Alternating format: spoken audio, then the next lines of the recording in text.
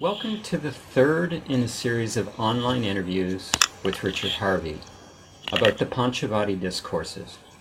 My name is Rob Meager, and today's interview will discuss the lecture, How the Soul is Born into the World, from the Panchavati Discourses. Today's lecture was originally given on March 6, 2013.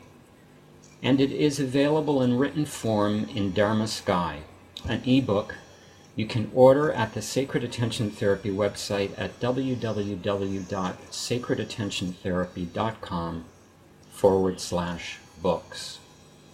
You can also listen to the full recording of many of these lectures, again on the Sacred Attention Therapy website at www.sacredattentiontherapy.com/education. And now a little bit of background about Richard Harvey. He is a psychotherapist and spiritual teacher. His work emerged out of the human potential movement of the 1970s. He trained with many teachers in humanistic and transpersonal approaches.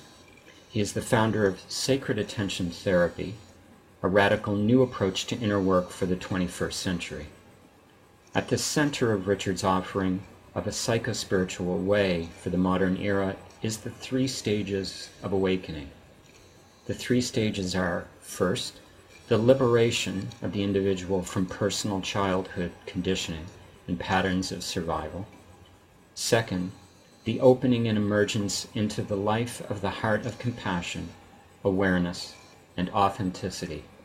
And finally, the sacred spiritual preparation for a genuine spiritual practice of awareness, or devotion in realizing the true self within the divine source of being, and the Mahanaman, or disintegration into the heart of reality itself. Richard is the author of Your Essential Self and The Flight of Consciousness, among many other publications. He works with people all around the world, and his forthcoming book is entitled Your Sacred Calling. And it's now my pleasure to welcome to the call Richard Harvey.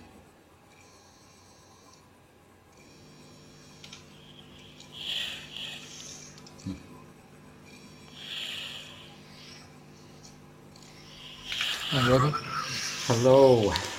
Welcome. Thank you. It's good to be with you as always. And you? And so today we begin this lecture, a part of the Panchavati Discourses, talking about how the soul is born into the world. And it's actually part one of a three-part lecture on how the soul is born into the world.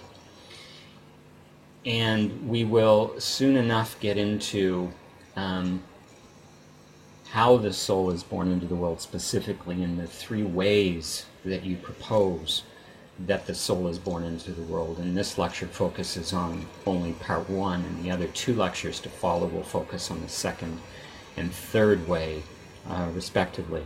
Certainly a lot to talk about, a lot of questions I have.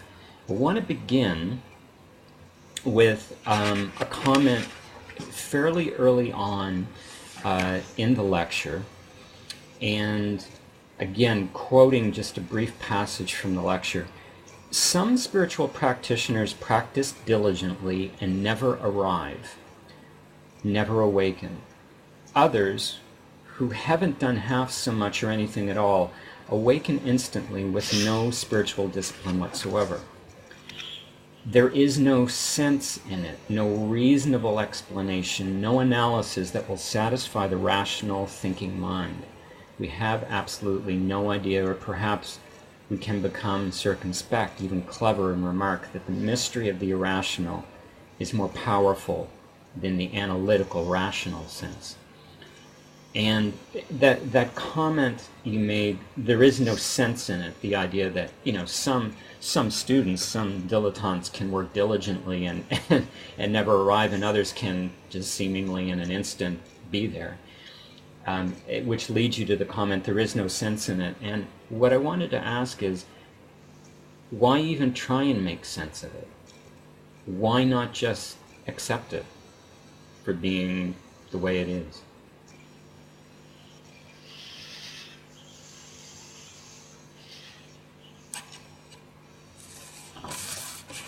I couldn't agree with you more. I think in the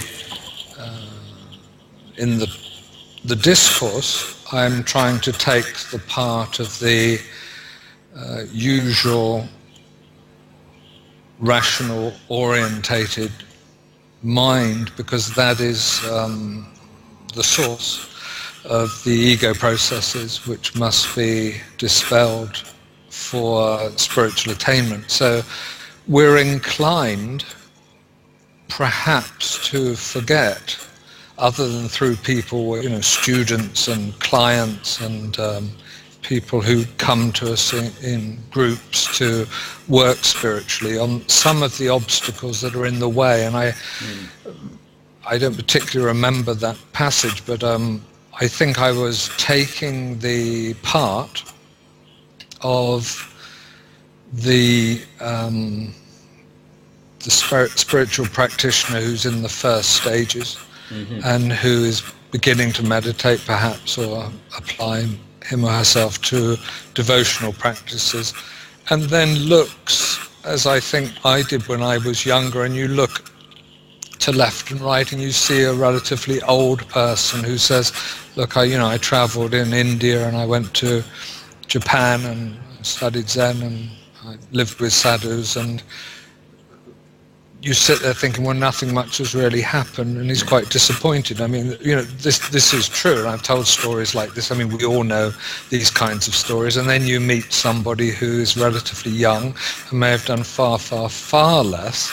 Yeah. And, we're inclined to have these gauges, aren't we? These gauges of time or expertise, or the whole of our Western mindset is gauged towards, you do a degree, there's a master's, and there's research and a doctorate and all this. It's all hierarchical.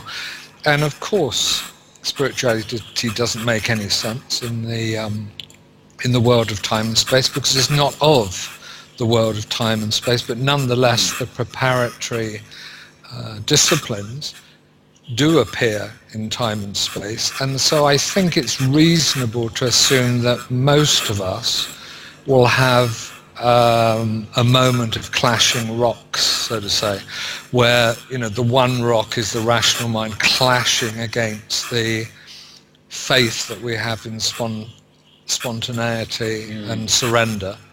Our doubtful mind will be opposed with our mind of faith and trust, and all of these kinds of things. And of course the wise student or disciple or devotee steers a trajectory through the middle of these two without falling to one side or the other. They meet there in the middle of the borderline between the known and the unknown. I'm hoping to come back to this idea you shared about spirituality doesn't happen in time and space. But shortly after this opening comment you made in the lecture that we just spoke about, you bring up a term called end gaining. And I do believe it was the first time I heard it used in this context. And again, I'm going to read a brief passage to you, which will then bring me to the question. More crucial in spiritual practice than what you do is how you do it. Doing anything at all can be done with a purpose or for its own sake. Consider this business of chasing an objective or end gaining, which is the evocative Alexander technique word for it, trying to get a result. And I've found at times in my life that I'm no longer interested in trying to get somewhere from a spiritual perspective. I'm just tired, frankly, it's a mental activity. I find myself caught in a mental activity of trying to get somewhere on the spiritual path. But I rest in a space of just being. And sometimes it feels like giving up, which I realize is an egoic response. But for the most part, it feels like a giving over or a surrendering. The question is end gaining synonymous with letting go of the ego?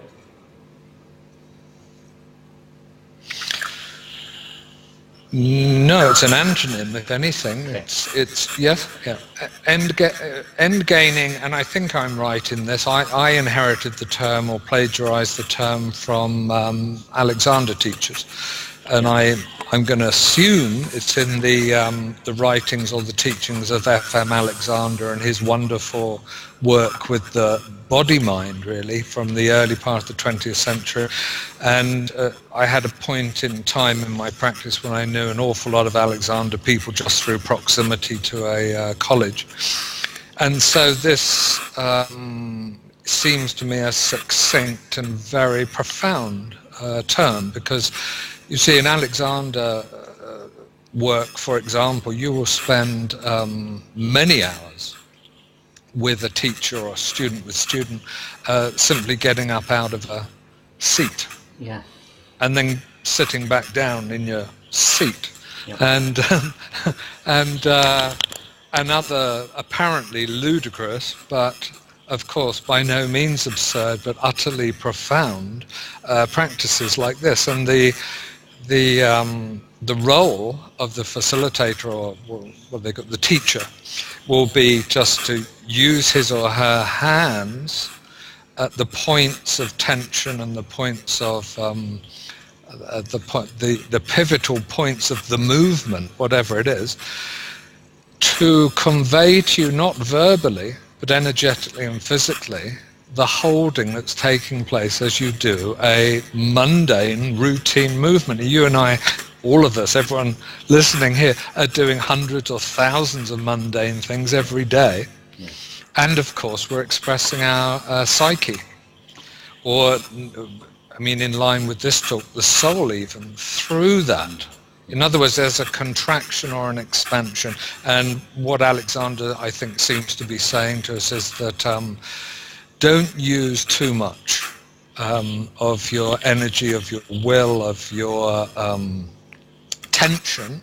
Don't use more than you need to for anything that you do, so that there's more of you available for experience. Mm-hmm. I think that's right. I think it's something like what it's about. Mm-hmm. And so end gaining is very enlightening, because if you cannot even sit down without a view from the mind of seeking, a view of the mind of something that's going to happen, if you can't just trust the act of sitting as sitting, and we don't.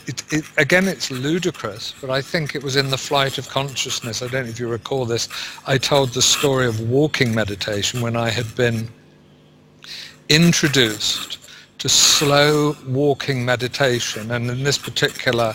On the beach. You were on the beach. This is a slightly different one. I was actually on Dartmoor, and I was walking on a small piece of grass. Okay. To a bush. Do you know what a bush? I don't know if you have bushes in Canada. Yeah, you do. Yeah. To a bush, and then back again, and then just back and forth like that. I mean, it takes a long time to go 10 steps in this kind of walking meditation. Long time. And it suddenly dawned on me I was unable to move towards that bush without creating an end-gaining object of it. In other words, I had to have a goal. I was so unused to not having some result or outcome. I couldn't even do this for and in and of itself. It had to be an accomplishment. There was some part of me ticking it off. I mean, it's in the education, it's in your relationship with your father, it's in your relationship with society. I'm getting someplace. I'm not just walking.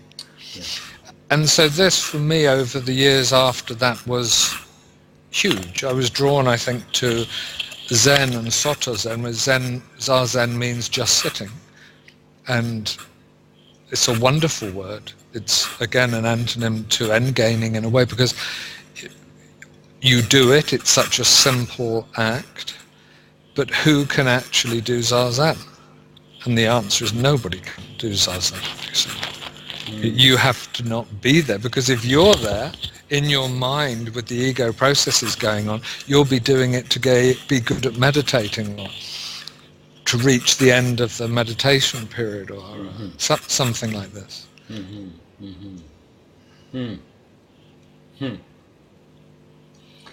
It again, I go back to what I shared, and it feels at times for me, I'm very aware of this end gaining, but I become tired of it.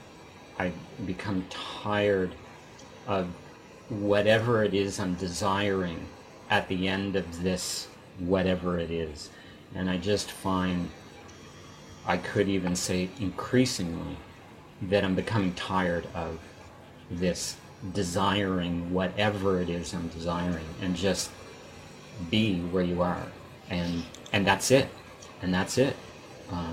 Isn't it tiring? Isn't it tiring? But you know, the people who are coming in at the the bottom end of this tend to say, well, what's going to happen? I won't do anything. You know, do you mean just don't do anything? And see, that's a difficult one, because they don't. There is no paradigm for what happens if I get out of the way of myself, other than I won't do anything. I'll be lazy. I'll be apathetic. I'll be, this, that, and the other, and all the things that society has a downer on. Mm-hmm. I'll be sitting around doing nothing. In fact, basically the way that most of the many anyway, certainly in the East, of the spiritual masters spent their entire existences post the enlightened state, which is doing absolutely nothing. But in a way, it's not doing anything. I want to share with those listening a very interesting question that you pose. Again, moving along in the lecture, and I'm going to read another brief passage. Yes, in a sense, everyone has a soul, but so what? You can have emotions, but plenty of people live an emotionally unengaged life. You can have high aspirations, but plenty of people die without ever realizing them.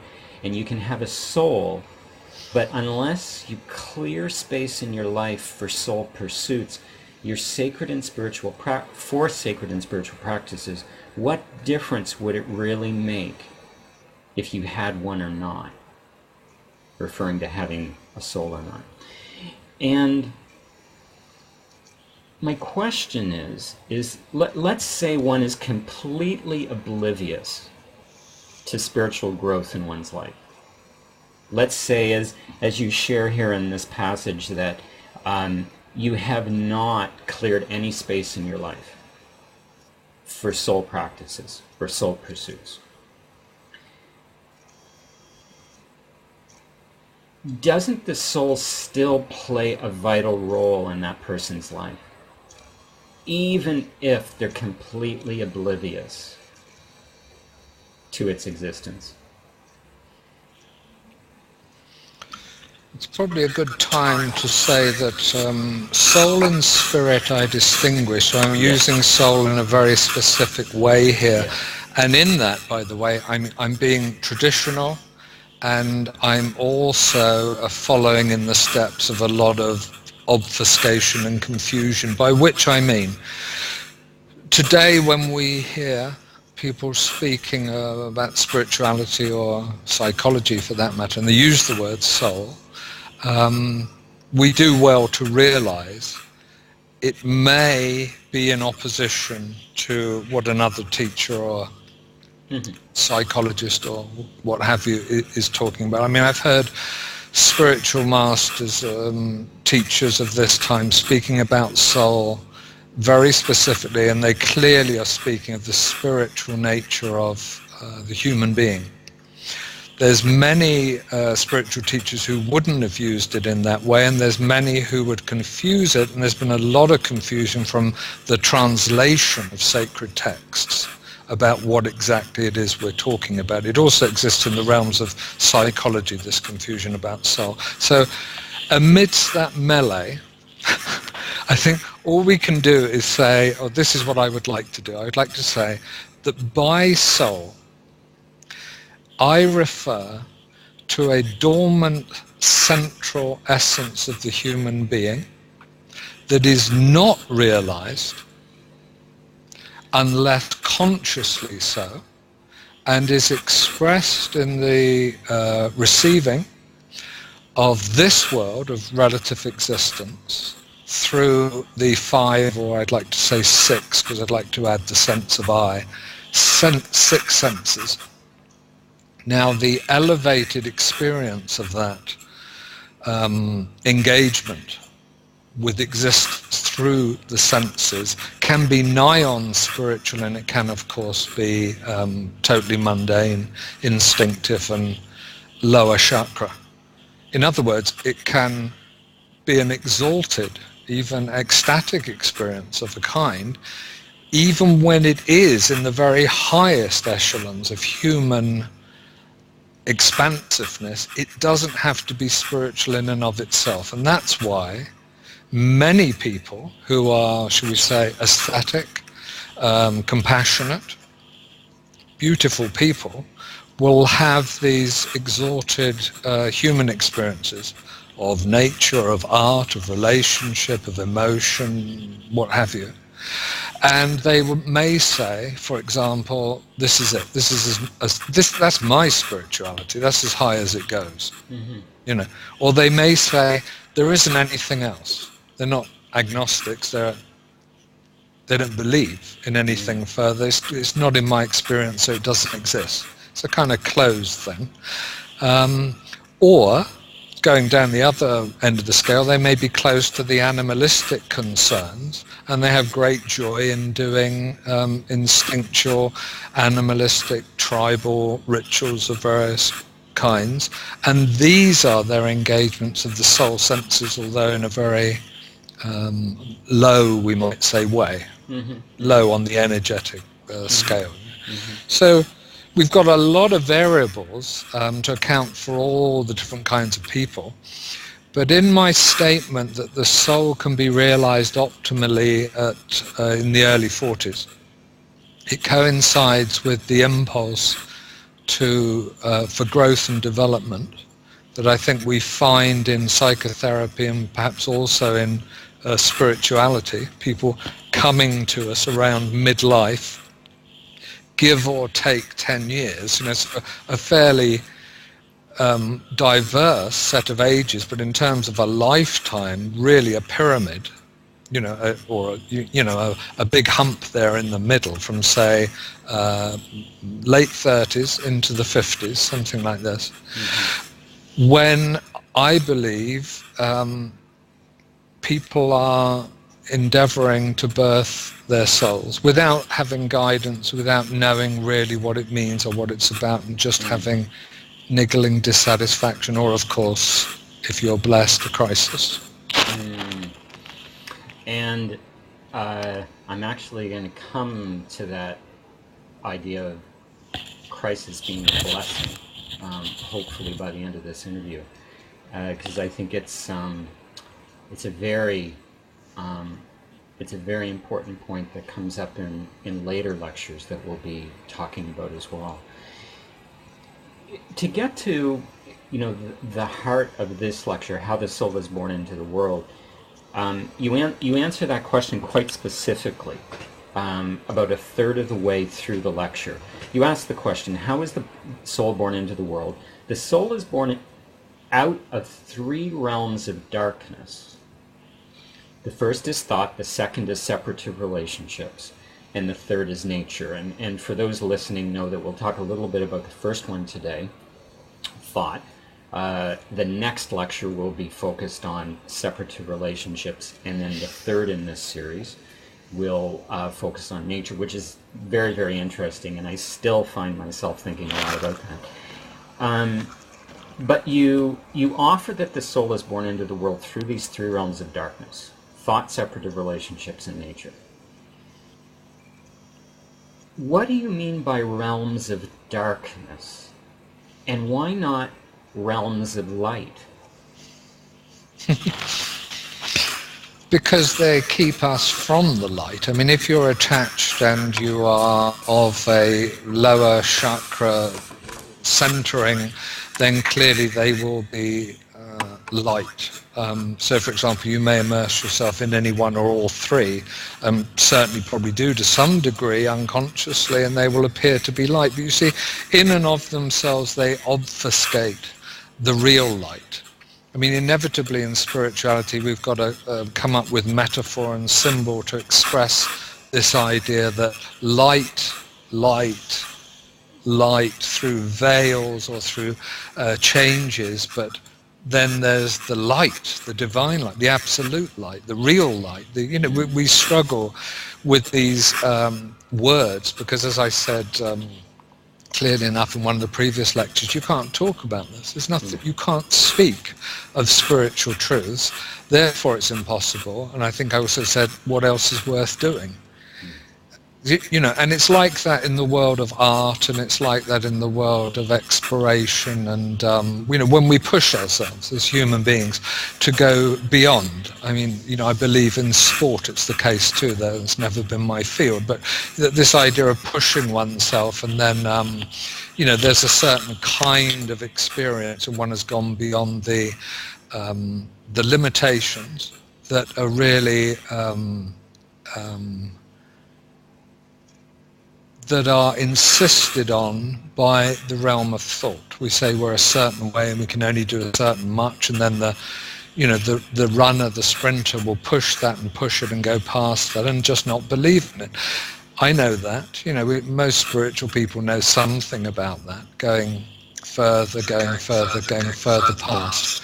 Thought, you see, will restrain you, and I won't go too far into the other things, but so will the other realms of darkness. So in a sense, it's a poetical description.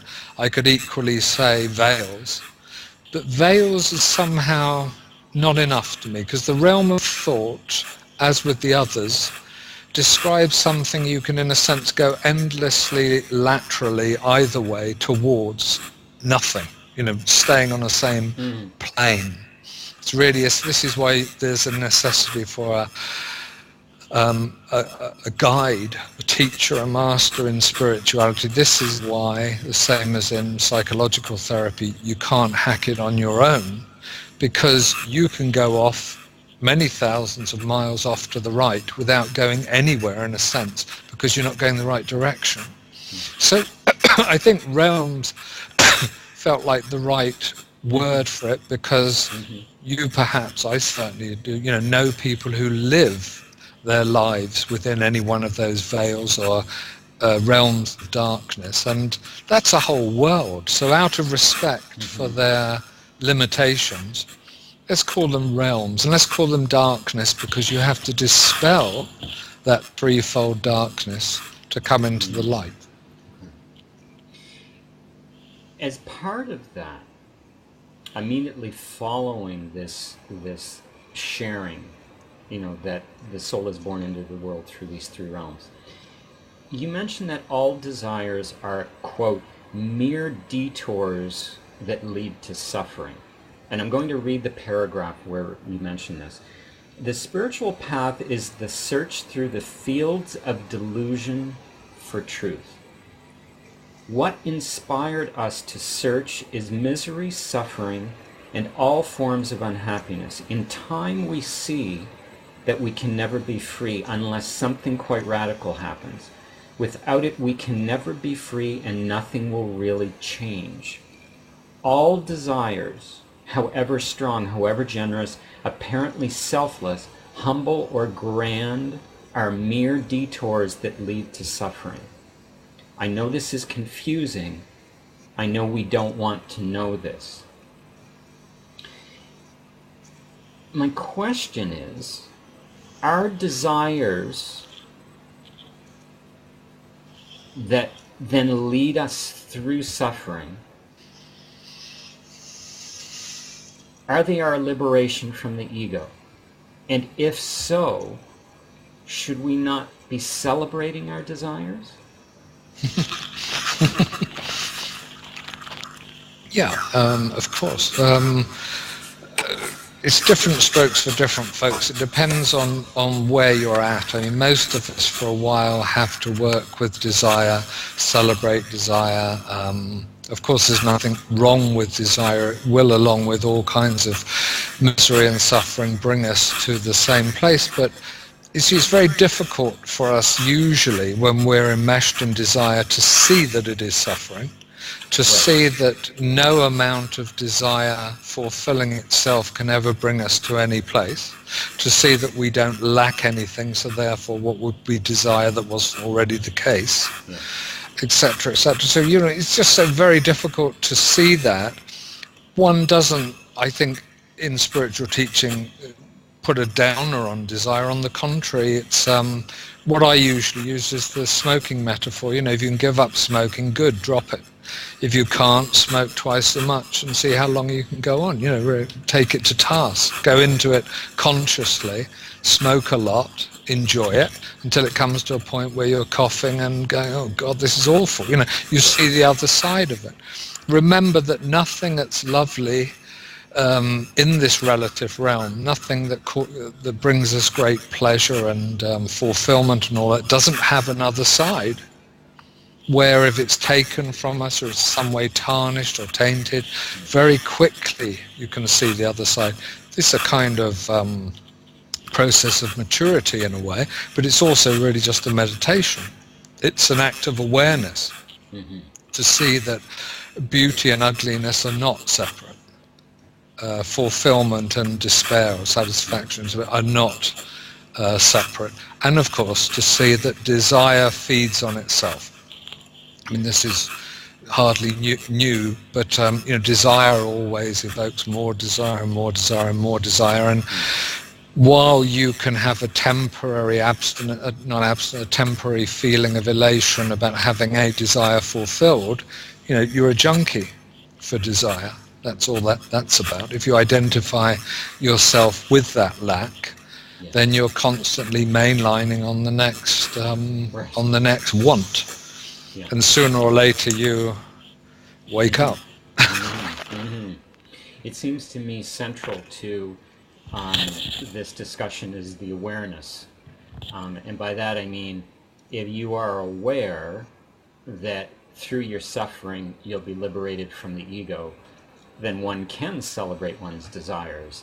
But if one is not aware of this reality, then one, to use your term, will simply be mainlining, looking for the next desire, completely unaware of what's really happening.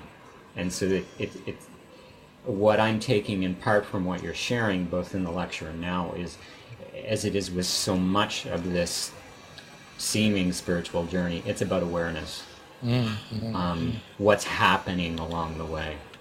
You can have a tendency, I think, there's very interesting moments in life. You notice everybody leaves the movie when the movie finishes. Try staying in the theatre, in the movie house, whatever you call this thing, and the party's over. Sit there in the dregs and the mess, at the end of the wedding reception or something. Take something that's full of elation, wait till the end. Some of us are people who stay to the end. Some of us are people who were so interested or are so interested in the end. We'll stay there in these strange environments when there's just this resonance of what's taken place, the energy of what's taken place. Nothing's actually happening, and it's kind of depressing for most people. It's not attractive. People don't sit in the movie house when the movie's finished. Or when the party's over, they don't sit there having a good time. But a meditator, someone who works with awareness, is interested in those kinds of strange environments, those strange times when it's all over, it's all dead. I think I don't think that this is why the tantric practice of meditating in the ghats came about. The ghats is the burial field. It's by the side of the Ganges or whatever tributary of the river in India, and the tantric adept used to go and live in the ghats. And if you've ever been to a ghats, it's an extraordinary, it's full of bones and the remnants of fire, and it's the end of lives. And when there is a funeral, a burning, a cremation, a pyre, There's an enormous, the whole family's there. There's drums, there's singing, there's wailing. It's a big to do. And then they go, and then there's this silence, and you're there among death. And the tantric adept used to live in that, used to live at the Ghats for as long as it took for him to go past his revulsion and his repulsion for that, everything that evoked, you see. Some of us are pulled towards that, may even find that more attractive. It sounds like quite the ascetic practice. Well, I don't know if it is real. I think it's a celebration of its own, really. I mean, Tantra's not ascetic. Tantra is anything but. It embraces the bodily pleasures. But the meditation in the Ghats, the meditation in the Ghats, it sounds like a bit of an ascetic practice. I always found something very fascinating and attractive about death. I mean, I still do. It attracts me hugely. So the Ghats for me was not ascetic but very rich environment to be in, full of death, full of life, full of the substance of physical, mental, emotional, energetic life, and also transcendent. When in that way, I guess all ascetic practice could. That may not be traditionally an ascetic practice, but I guess one could see all ascetic practices that way. It's a very rich experience indeed. Near the beginning of this interview, you mentioned, and I'm now going to come back to it, this idea of, the spiritual takes place outside of time.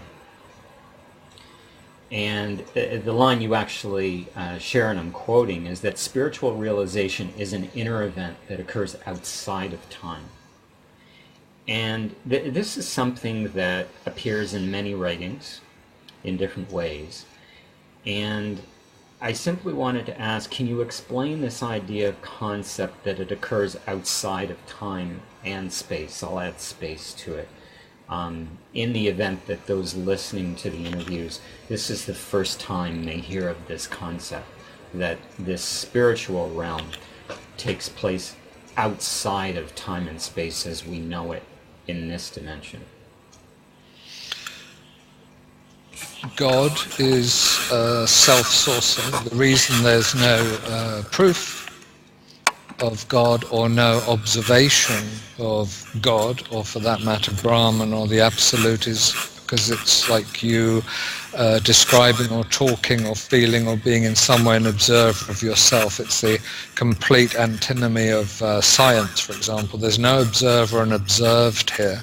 There is an absolute self-sourcing, conditionless state that has been called God, Brahman, the Absolute, Allah, and so on and so on. Many, many names, many, many holy names, many names that are mantric and redolent of the experience in some kind of a way, but as it says in the Old Testament, I have no name. There is no name, and there is no name by which to call the totality, not because of the literal sense when we think about it, but how can everything refer to itself? It cannot. It wouldn't be that everything. It wouldn't be that totality. So totality cannot speak of itself, which is the absurdity of all of this, of what we're trying to indicate through words.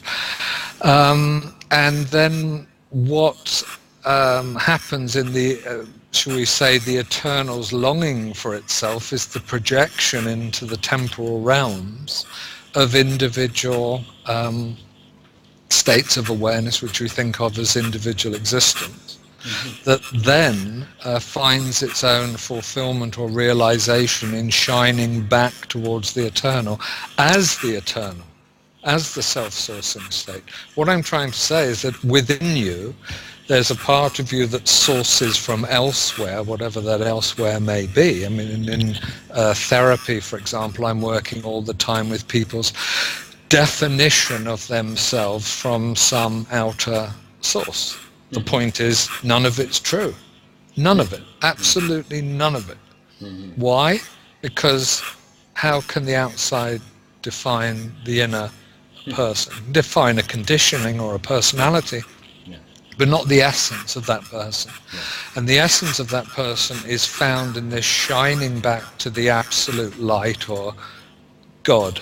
And so the self-sourcing state that is beyond space and time, where personalities and characters and nature and thinking and all of this sort of thing take place, is itself timeless, eternal. It is a timeless paradigm. I want to end this interview, because we're almost out of time, with a critical question towards the end of the lecture, and remembering that this lecture was How the Soul is Born into the World, and this part one, it's really part one of the three parts, and this part focuses on thought. You ask a critical question almost at the very end, and I'm going to share the paragraph that I'm referring to, so the question is in there. Everything you experience is behind a thought veil. Consider now your day, your life, your relationships, yourself. All is draped in thought. Try removing the veil of thought. Try even conceiving of removing it. This is pitting thought against thought. It cannot work. Yet we must emerge from behind this fundamental veil of our conditioning if we are to see how things really are. And then you ask, what is the way to do it? And so I'm going to turn that back to you and say, what is the way to emerge from behind this thought veil? The thought is the first way the soul is born into the world. How do we emerge beyond that thought veil? Well, you must, firstly, you must be aware that there's something behind, beyond, something that is not thought. And that's very difficult because we are thinking absolutely all the time. So since we're thinking all the time, even those times when we think we're not thinking, we're still thinking. And so the classic here is the new meditator who's sitting there meditating and is getting the hang of not thinking and suddenly thinks, wow, I'm not thinking, and realizes that's a thought in itself. So you see, it takes this complete lack of self-consciousness. I think so this is the first thing, to cultivate the awareness that there is a place beyond thought, beyond that dark veil, and that everything you've known up to now has been within that dark veil. It's a Cartesian world, it's a post-Greek and Descartes philosophy world, it's an indoctrination that starts very young and will be a long discussion, but the way in which we're conditioned to continually think, and the way in which other realms are so to speak, educated out of us. I was going to say knocked out of us, because it was quite a violent education for some of us of tender and soft realms of imagination and vision and all of this, were systematically taken away or violently taken away in an indoctrination called education. Still is, by the way. It really isn't that very different now. So the first thing is waking up to at least the idea, and then tending towards the reality. You have to be aware, and that's very difficult, to really be aware and feel into this idea of something beyond thought. It's very helpful, in my view, then to have times of intense interning, meditation retreats, satsang, this kind of thing. In my own experience of those, it takes several days to arrive at a place of no thought, if you're even going to get there. Yeah. I'm talking 10, something like that, minimum. But it's doable. It's doable. And I did it in India when I was quite young. You just have to get really bored. And you kind of fall through, say, this is just an awful TV program I've got on, and you switch it off. But the other times, that didn't take 10 days in my experience, and I know of others, it's this difficult D word, discipline.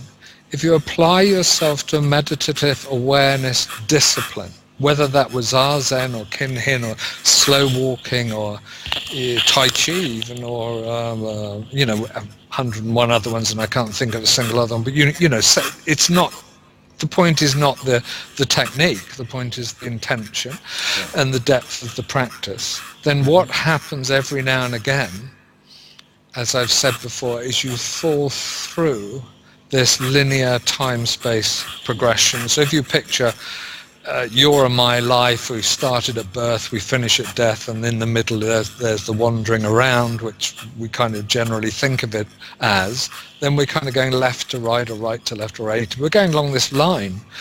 If you pitch yourself into a deep meditative state, there is the opportunity, doesn't always happen, but you cultivate the opportunity where you slip down through. You just slip down through. And you yourself are not present, and you only know it when you come back, which is a bittersweet experience, because you feel disappointment alongside elation, and there is a distant resonance of eternity. And I've spoken of it poetically, because you could only speak of it symbolically and in metaphor, as the waterfall's roar, or this feeling as if you've come away from a waterfall, you can just hear the roar, or you're approaching it and then you surmise the waterfall, but you can only hear the roaring of the water. Or it's like a gong, not when it's struck, but the resonance in the air, this deep resonance that happens after the gong has been struck. And that's the best you can return with, really. But it is a boon. It is the heroic boon of saying, there's something beyond yourself. Right. You have fallen into eternity, not through intentionality, but through your cultivating this opportunity. That's why you meditate. That's why you have awareness practice, ultimately, to remind yourself, and every now and again be refreshed in the waters of the eternal. Let's leave it there for today. Thank you very much. When we come together again, we'll be looking at what is in effect part 2 of how the soul is born into the world. The title of the lecture is Authentic Love and the Birth of the Soul, and we will be talking there about that second dark veil, which is separative relationships. And I look forward to it. So thank you, Richard. Me too. Thank you, Robert. Until then. Until then. Bye-bye.